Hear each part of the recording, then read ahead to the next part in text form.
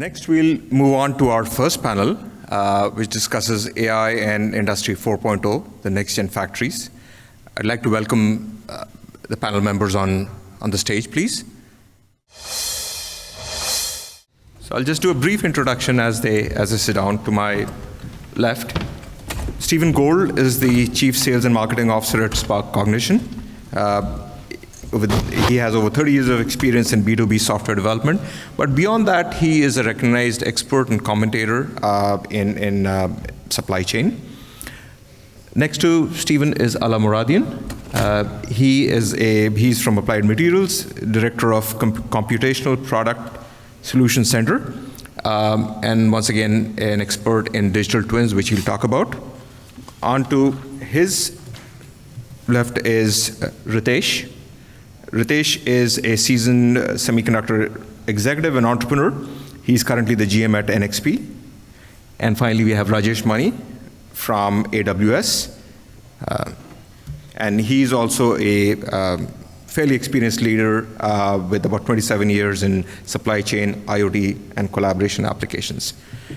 So, Stephen, would you like to come up and? Sure. Hey, good morning, and Prith, thank you for kicking us off.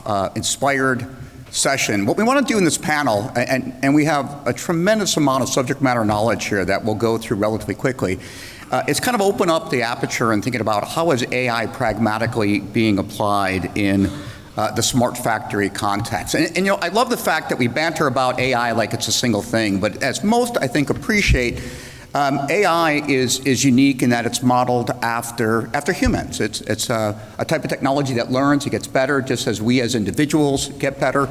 It can model itself after understanding of human speech, natural language processing, after human thought, machine learning, deep learning, neural networks. After human sight, computer vision, it can understand content and context. And of late, of the last couple of years, we've seen a rise in generative AI. So everything that we've been dealing with, everything that Prith talked about is really discriminative in nature.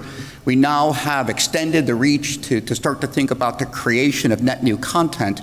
And what's exciting about this is what we can do with this technology, with the diversity of technology. We can think about predict, the ability to take and understand what's going to happen in the future. And I think that's relatively common today. Many of the organizations we work with have experimented or even deployed a predictive maintenance solution. But then we get to the second question. If I know that something's going to happen, do I know what to do about it? So the federal government came to us, they said, hey, we fly these really expensive aircraft, F-16s in that case, up to $60 million per aircraft. Plane comes in, pilot reports a problem. The issue is that the maintainers are aging out, they're retiring, and the new maintainer on the line is 19 years old. Probability that he's going to understand the idiosyncrasies of all the subsystems is pretty remote. So we can take all of the historical data, structured and unstructured data, and prescribe what to do. So now I can predict what happens.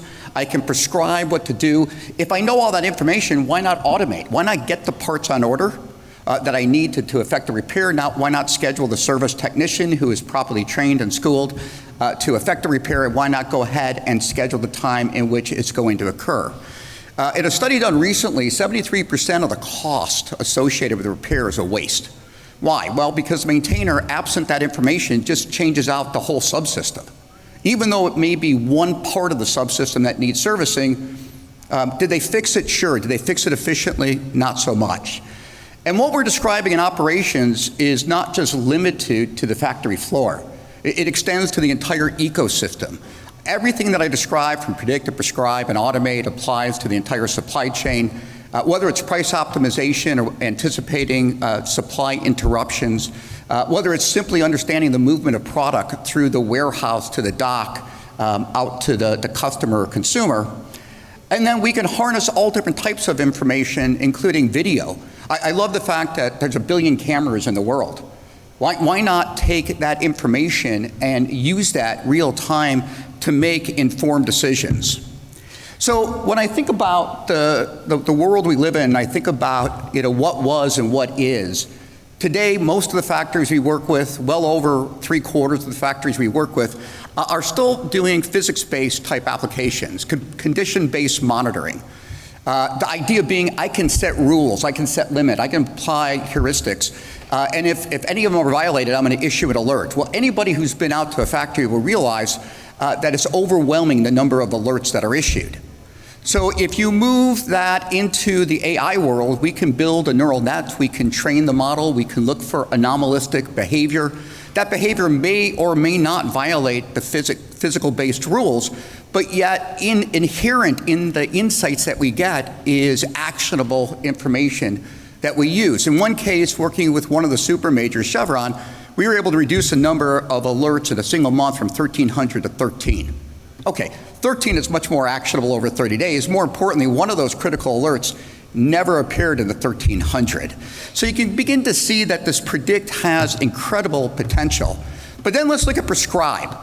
If I think about this in the context of knowledge, we have so much information in our organizations, much of it unstructured, much of it tucked away in written reports and work orders and trouble tickets and documents and bulletins.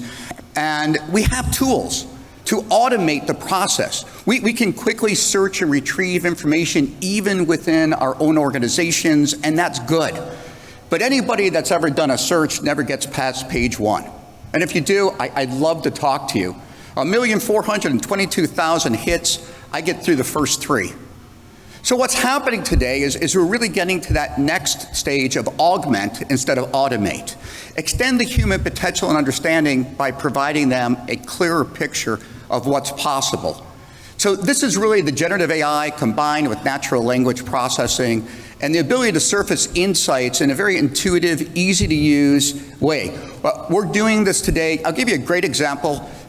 With one company, it takes them per site about 5 hours a day to generate a safety report. They have to go through all the incidents, they have to match it to historical patterns and trends, they have to report on remediation. We now do that in less than 5 minutes using a generative AI localized large language model technique.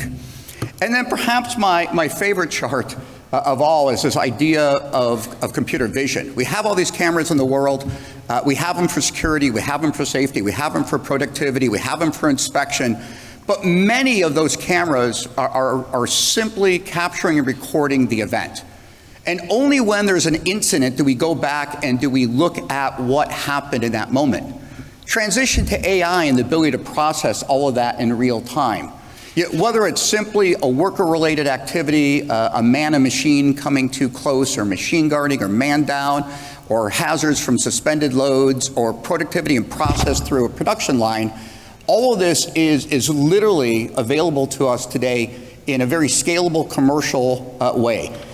I'll wrap and say this is the very mission that SparkCognition has been on for over a decade, and really working with well-known brands, companies that you recognize, the aerospace, the Boeings and the Airbuses, the oil and gas, Shell, Chevrons, Exxons, the Aramcos, the Mondelez, the Pepsis, the Cokes, really working with them to solve critical problems. And the thought there is very simple. I've yet to have a customer say, Steve, sell me AI. What they say is, we have a problem. This is what Prith was talking about. We can't do the 10,000 hours. It doesn't scale. We've got to find ways to be really efficient, really fast, but also really accurate. So we're going to have 3 vignettes from our panelists today that showcase different aspects of artificial intelligence at work in the market, from NXP, from Applied, from AWS. And so with that, please allow me to introduce Ala, who's going to talk about digital twins. Thanks. Thank you, Stephen. Good morning, everyone. All right, so as Stephen mentioned, I'm Ala Moradian from Applied Materials. As some of you may know, we build capital equipment for semiconductor manufacturing, and today I'll give you a snapshot of how we at Applied Materials believe digital twin would be part of our manufacturing in the future. I want to start with the fact that there are a lot of applications in our industry, like other manufacturing industries, that there's a lot of data, there's a lot of good quality data. And as many of you are experts in AI and machine learning, would agree with me that data models and machine learning models would fit pretty well for those applications. But at the same time, in our industry and many other industries, there are a lot of important problems we deal with every day that we don't have a lot of data, right? So we do have a small world problem, or a small data problem in, for example, R&D and ramp-up application. And that is where we use physics. So like Prit projected very well, I want to emphasize the fact that physics is very important and is necessary because a lot of the problems that we are working on today for next year, next technology node, we just don't have data to fit in a machine learning model, right? Now with that, you've seen this slide without any coordination a few minutes ago by Prit, so it just is another testament that we all are thinking about the same thing. Digital twin and AI will be part of future manufacturing. We spent a few years thinking about digital twin and try to figure out how digital twin could be defined for our industry. And this is the definition we came up with. And more importantly, we thought there are a few foundations, a few important elements. One is a model, and those models could be data model, physics model, hybrid, fusion, whatever you want to call it, basically combining physics and data. There are domain knowledge, extremely important, what to make out of the data and outcome of the models, software and hardware infrastructure, and sensors and metrology. We have internally developed digital twins where user can navigate through our tools, which has different processing reactors, and then dig into any of those and look at a series of virtual sensors to get insights, as well as exploring virtual experimentation with some of those digital twins. We also basically laid out a foundation and frameworks, which we call it applied twin. This is how we believe digital twin could be categorized, the different aspects of it, different type, and different characteristics for any digital twin that is developed. I'm not going to go into details, but generally speaking, we start from a simple twins all the way to a twin of a fab facility. All right, and to wrap up my talk, this is one of the digital twins that actually saw the light of the day outside of our company and being monetized. It's on our website. It's called EcoTwin, which is used to show a live information of consumption of our equipment, electrical, chemical, as well as carbon footprint. With that, I'll end my talk, and I'll be happy to continue the discussion as part of the panel today. Thank you.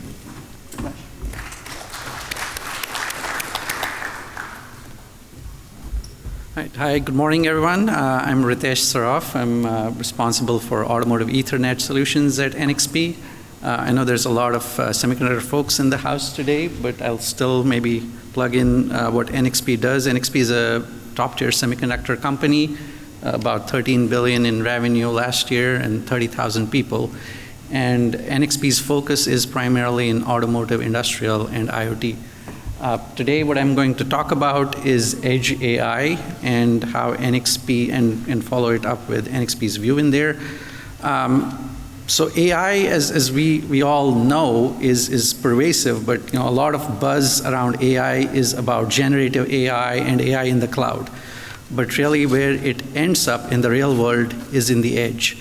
And that is where I want to talk about. There's tens of billions of devices out there in the world. All of them have three things or three actions that they do: sense, think, and act. And think is where the AI part comes in. Whether it's the robot on the shop floor, whether it's the security camera in your home, or an HVAC in the building, or an autonomous vehicle, or SDV, software-defined car or software-defined vehicle, which is the ultimate AI device, one of the most complex AI devices. And so what Edge AI is about is running these AI functions on these devices. Now, these devices don't have a big compute like an NVIDIA GPU. They have much smaller computes, so they can't do a lot of training, but they are closer to the data. And so some of the reasons why edge AI is going to be important and the benefits of it, A is performance. When you are doing this or running it at the edge, you're not transmitting the data back to the cloud and coming back again to the device. So the whole latency is cut out.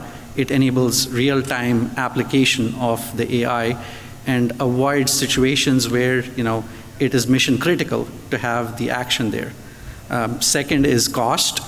The cost of doing this is smaller at the edge. Again, the processing power required is smaller. The cost of transmitting the data is not there. Third is security. I mean, we all know about data security, data privacy issues. Having the data at the edge and not having it transmitted over the network really helps solve that issue. Whether it's your personal data or data about your car, the edge AI solution helps it. And lastly, sustainability. The processing at the edge is much smaller than in the data center, in the cloud, so it requires lesser power. The second aspect is, data center is a huge compute, which definitely requires a lot of cooling. In the edge, it's all distributed around the world, so the cooling needs are not there. Hence, it's a sustainable way to run AI, which is clearly something that generative AI running in the cloud data center has a challenge, making it more sustainable. So ultimately what edge AI does is it enables AI in the real world. It takes the generative AI, all the algorithms, uses the compute at the edge and executes machine learning tasks. So from NXP's perspective, we are in the business of selling silicon.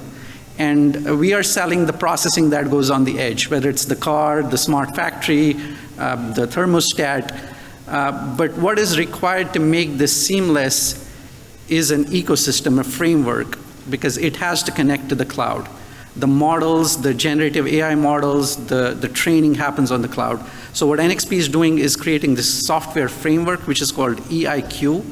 And that EIQ has, the deployment of that on the edge. There's three components to it. First is what is happening on the cloud. All the data goes to the cloud. The models get trained, whether it's 10,000 hours, 2 hours. It's a big compute cycle requiring big processing. That happens on the cloud. That model is then taken by the software that NXP has created. Offline, it ports that model, it optimizes that model so that it can run on the edge devices. And then finally is the deployment, where the model is run on the edge device in an environment which is platform agnostic and executes the task in real time on the edge device. So what this does is it creates a seamless path of running devices on the edge, but taking the data from the cloud. And it also allows portability reuse across NXP's edge AI platforms and processors. So that's all I had to present here. Open for questions later. Thank you. Thanks. Hi, everyone. Glad to be here. Actually, when Preet was talking about ANSYS finite element modeling, it took me back to my master's days. My master's project was to build a steering wheel while I was interning with GM, but I then switched into supply chain. What I'm going to talk about is, a lot of panelists, Preet included, have spoken about how you can kind of build that smartness in the factory with digital twins, edge AI, and so on. I'll take a slightly different perspective. How can you amplify all that investments that you make in the factory by applying that smartness across your supply chain using AI as a vehicle? So what I've put together here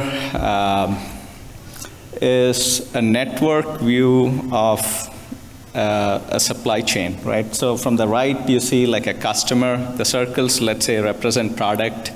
The squares represent the customer site, right, where they're placing the order for the product.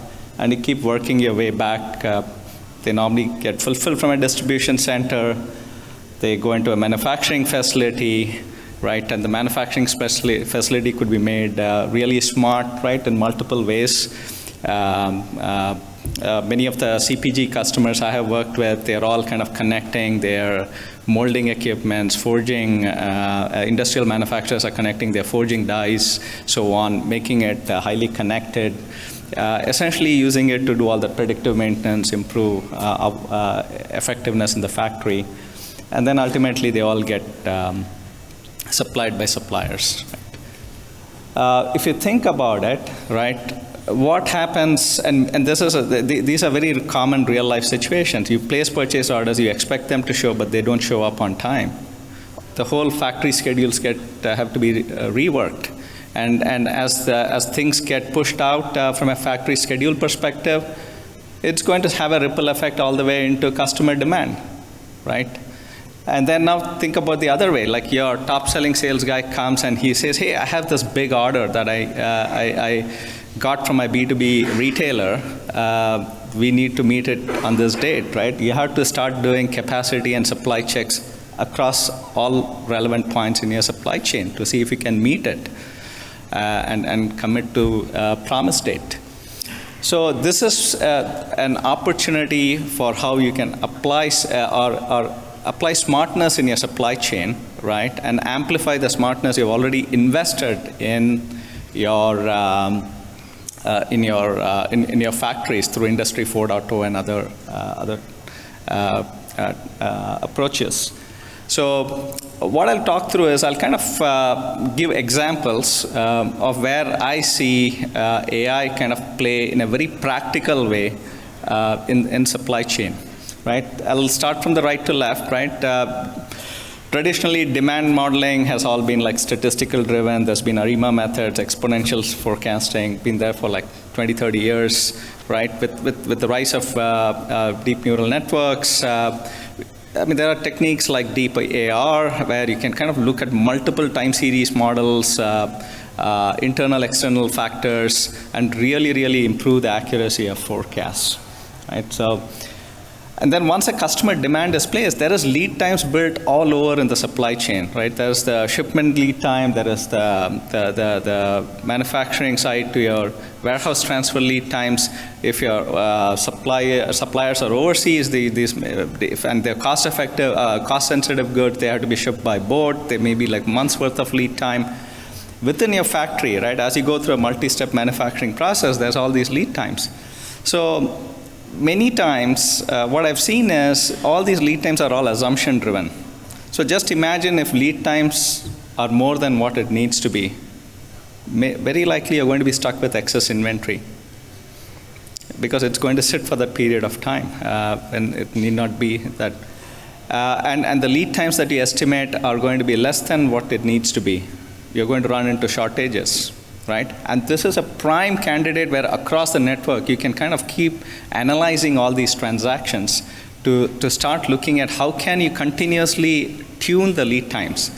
I mean, the problems of supply planning has been there for ages, but what's really changed is how can you make it very, very realistic to what's happening in the real world, right? And that's the AI opportunity up here. Then when it comes to fulfillment, like as customer orders are placed, let's say product has run out, right? So you could potentially start analyzing customer transactions in some cohort way or based on product characteristics and start identifying what are those alternate products that are available. Traditionally, they have all been done in a very rules-based way, and there's another great area where AI can come in and really make an impact and revenue uplift, right? And if I look at the far left, the supplier, right? Like as you place orders on suppliers, a supplier may not have the product available to ship on time, or the product is obsolete because you internally, your product catalog has not been in sync with supplier product catalog. So you can apply AI in a very,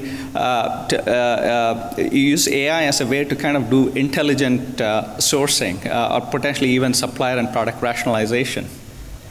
And finally, given this talk has been about smart factories, we can build extremely accurate capacity models about throughput, about lead times, about how much you can make in a given day by directly connecting to these equipments and going very, very granular and build and be able to do very accurate build plans so that you can meet those builds in a timely way, right?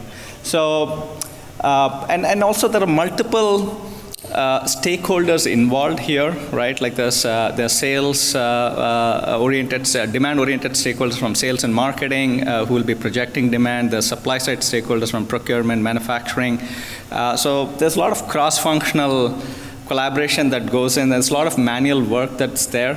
And that's where I believe there is a huge promise of Gen AI. There can be digital personas for each of these business functional stakeholders, and in a multi-agent manner, which is an emerging paradigm in Gen AI, they can all be, instead of people talking to people, the digital agents can talk to digital agents and essentially automate all the tasks. Like for example, if product didn't land on time, the supplier would send an email to the supplier asking what's the status.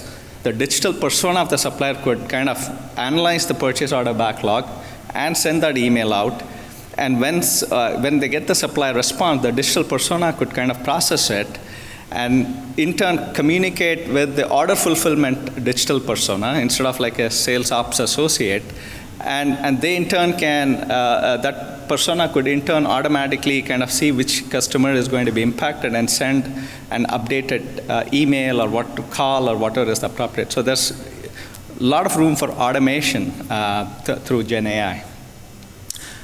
Just wanted to end with where does AWS play, right? So we have, I'm part of AWS supply chain team building products in multiple functional areas. So we have demand planning, supply planning, N-tier, which is around supplier collaboration that helps kind of, which is all AI infused and helps improve the cohesiveness and an integrated way of solving these business problems.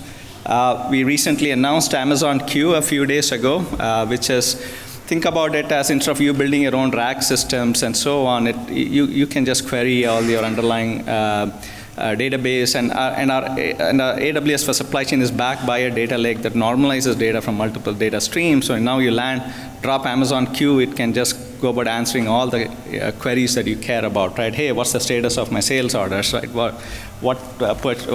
If this PO is delayed, what are the manufacturing orders that are going to be impacted? And finally, like we have Amazon Bedrock, where you can start building your own agent architecture. So that's where you can kind of come up with all these cool ideas around how you can automate business process, as an example. And then we have purpose-built services just around the manufacturing space, such as look out for equipment vision that does predictive maintenance by analyzing all the telemetry transactions, IoT Twin Maker, through which you can kind of model your whole asset or factory, and SageMaker, obviously, for building any purpose-built models, right? So key takeaways, I would say, are as you look at smart factory, also look at how you can kind of increase the smartness in your supply chain so you can amplify those outcomes, business outcomes. And the second key takeaway is opportunities are abound everywhere. So just be very laser focused in terms of that business value to effort prioritization, and be extremely intentional of those supply chain opportunities that you can go for. That's pretty much what I had. Thank you. So we have a couple minutes here. I'm going to, if I could, ask the panel some questions. We've heard predict, prescribe, automate, simulate, visualize, monitor, do it in the cloud, do it at the edge. This is terrific. Guys, AI is dating back to 1956.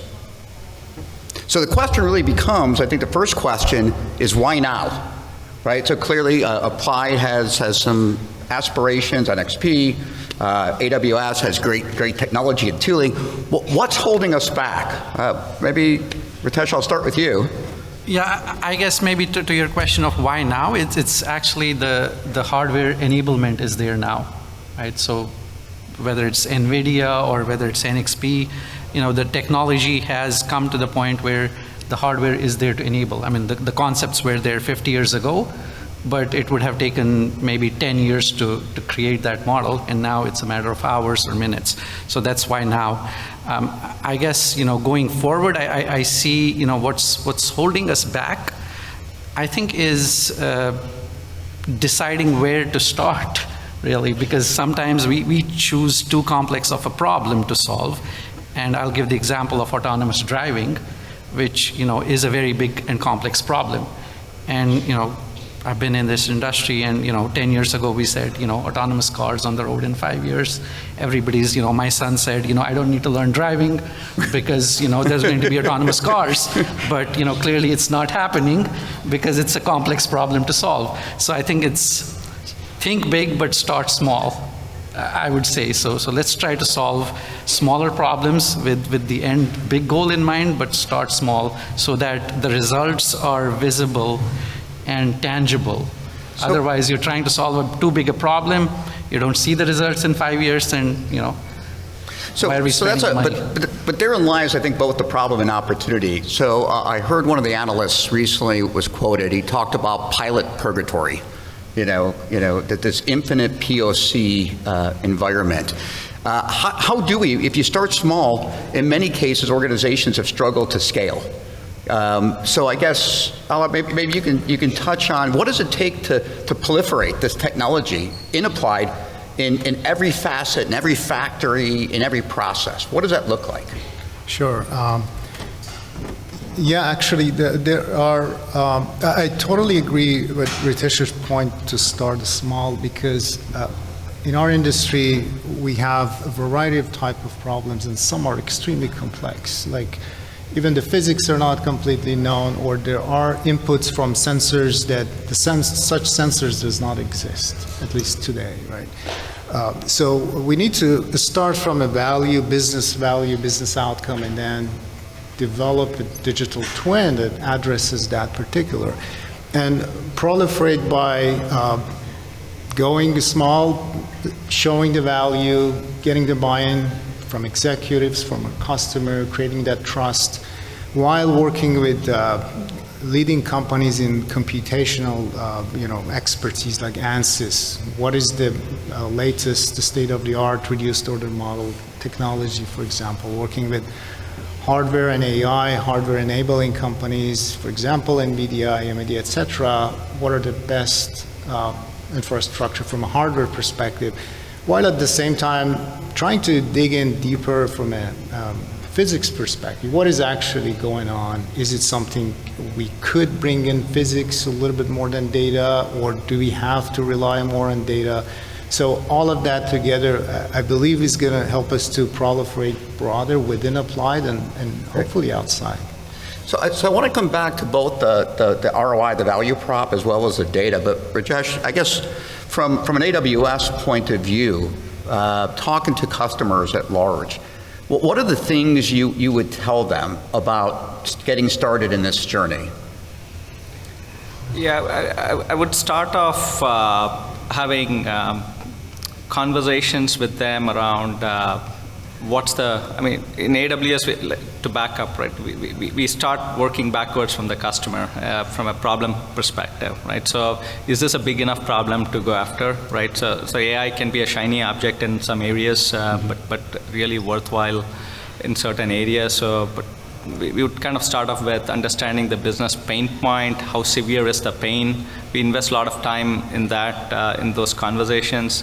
And then we kind of work backwards to saying, hey, what's the way to go about solving it? And as part of that is AI a solution, or it could be a simple rule-based solution. So when we go through those in a very diligent way, then you start having very deep conversations around how AI can truly make an impact, because the customer is brought, has been with you in that journey, and they get it. And then you tie it into success metrics, and then you go about deciding, hey, is this something we can do it in a big bang way, or you have to kind of start out small so that they can learn, and then you kind of scale.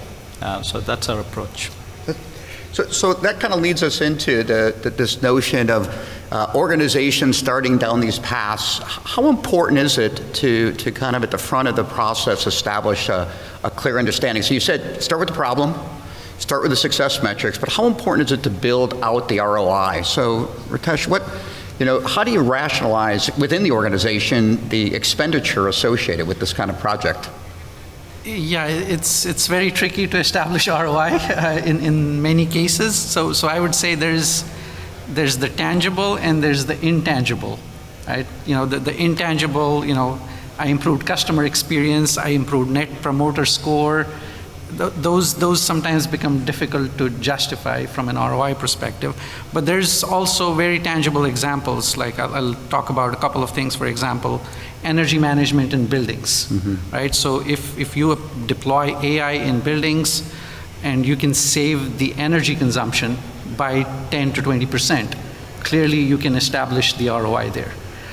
You can talk about factories. Let's say you have employed AI, and by that you have, let's say, reduced the downtime in factories from whatever it was. You had a downtime of 1 hour a month to maybe minutes per month. So you have established that, or you are able to retool the factory from producing part A to part B in a very quick manner, cutting it from days to hours. So there is, I guess, examples where you can establish the ROI and it becomes clear, but there's also clearly examples where the ROI is challenging to establish. Yeah, and I love that example. We're working with a major bottler, and they came and they said the issue is we want to understand from a consumption, energy consumption point of view, both water and electricity, what the process looks like. And we were able to actually reduce it a little over 10%. That's a win-win. Obviously, there's a cost associated, but just every organization today has a sustainability objective. So just being able to associate goodness with savings and sustainability works well, I think, in terms of providing that type of ROI. So I know we're coming down to the last 2 minutes here. I'd like to do a little bit of a speed round here. And I'll set up the question, and we'll start with Rajesh. We'll start from that end, just move over.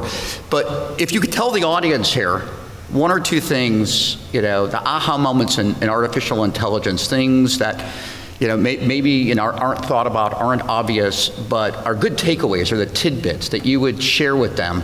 Yeah. Right? I'll start. Rajesh, go ahead. Yeah, to me, this initially when Gen AI was kind of hitting the buzz circle, I thought, it sounds so cool, but it's real, and personally I'm seeing that it's real because there are a lot of these business workflows that were hard-coded, and now you can kind of operate at a higher level in terms of just giving broad guidance, and it's very insightful as to how it goes about making those decisions, and you can abstract it into or apply it in whatever business context you are using it. Yeah. To me, Gen AI is something that everyone should double down, look hard, and see how they can apply it to their problems. Yeah, excellent. Yeah, I have a couple of things to say, not just one. That's okay. First is, I'm really excited in the semiconductor industry today because AI has really elevated the importance of semiconductor industry. So, of course, NVIDIA is doing crazy things and crazy valuations, but don't forget that there's a lot of other semiconductors also in AI, especially the edge. So there's a lot of innovation that can be done there. That's one thing. And the second thing is, I think we generally have a skill gap in AI because AI is becoming so pervasive. There is clearly a skill gap. So if somebody can solve that skill gap, that's an opportunity. Terrific. Alan? Sure, yeah. I guess one point I want to make is that the value created by AI or digital twin is the amount of value is not necessarily proportional to the complexity. There's a lot of value to be made by simple models, day-to-day activities that, even if we cut down one set of iteration of a prototyping or accelerate the learning process, even slightly in an R&D, it has a lot of value. I really want people to think about those simple opportunities and low-hanging fruit first before getting into creating a model that has a full physics, full geometry, exact dimensions, etc. Right? So I think that is how we can make the building blocks over which we can create a proliferated, scaled-up technology. I think that's exceptionally well said. What I really like about the panel today and the speakers is, we've waited a long time to have the compute to get it cost effective. We're there. We spent 20 years dealing with big data problems. We had data cubes and data marts and data stores. Now we have data lakes. I don't know, maybe we'll have data swamps. It's been a problem. I think we've kind of gotten past that. And I think we're at an interesting inflection point in AI that it's truly now becoming commercially viable. Anybody who doubts it, just look at the consumer. Each one of us is a consumer.